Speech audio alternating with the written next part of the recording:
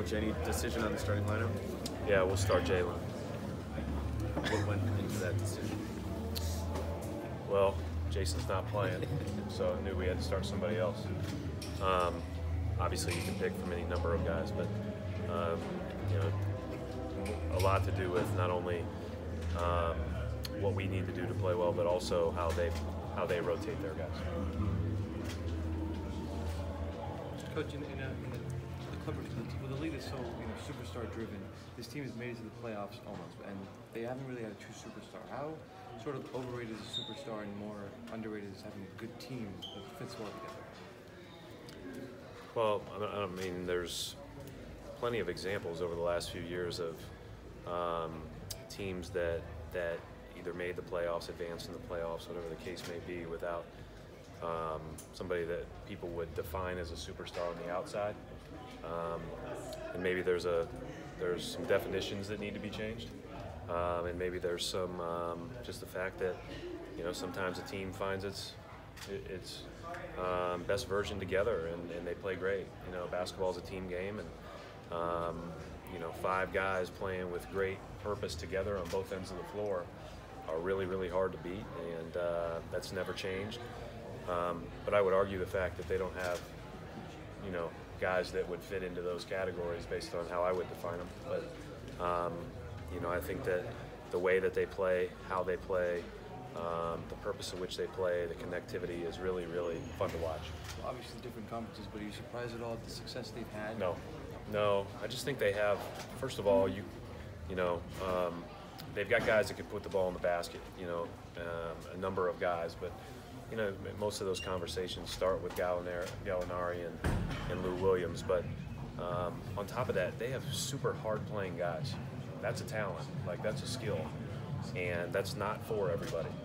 As much as everybody necessarily wants to talk about it and say it, there's a reason why Patrick Beverley's so successful, why Montrezl Harrell's been so successful. You go on down the list. When you play the right way and play like that, you're going to win more often than you don't. Coach, how would you rate your team's performance on a scale of 1 to 10, and what is it going to take to come out victorious against the Clippers? Performance in what? As far as this overall season? Play, yes. And where you are right now. We're not at a 10. We need to get better. I don't know where we are or where we've been. Like a lot of other teams, we've probably been all over the map depending on the week. But I do think that we have a chance to continue to improve.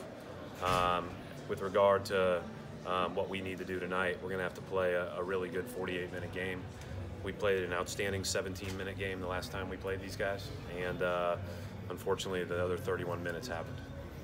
What makes Lou Williams so difficult to defend? Hey, he's really crafty. He's really smart. He's been able to score forever. He can walk into the gym and score without warming up. It's one of the things about coming off the bench.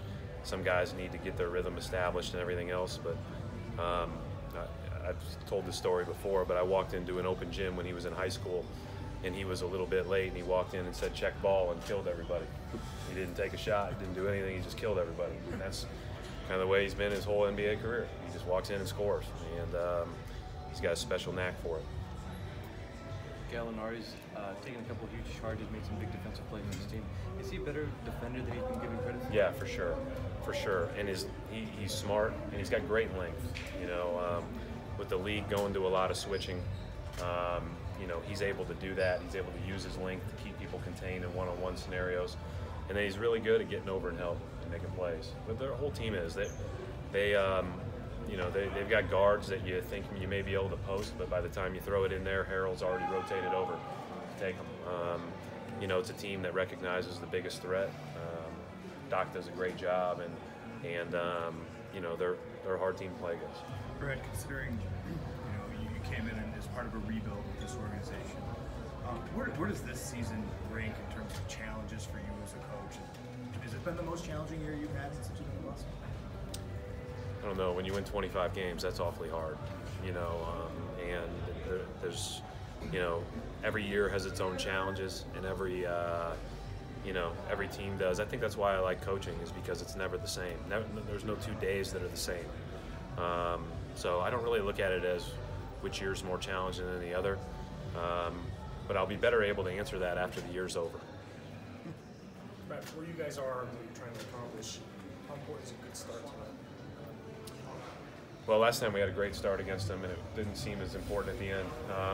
I think ultimately it is important, but these guys come off the bench just as strong as they start, and so you have to be great with your second unit all the way through, and it's going to take a 48-minute game of good play to have a chance to win. Thank you. Thanks, Coach.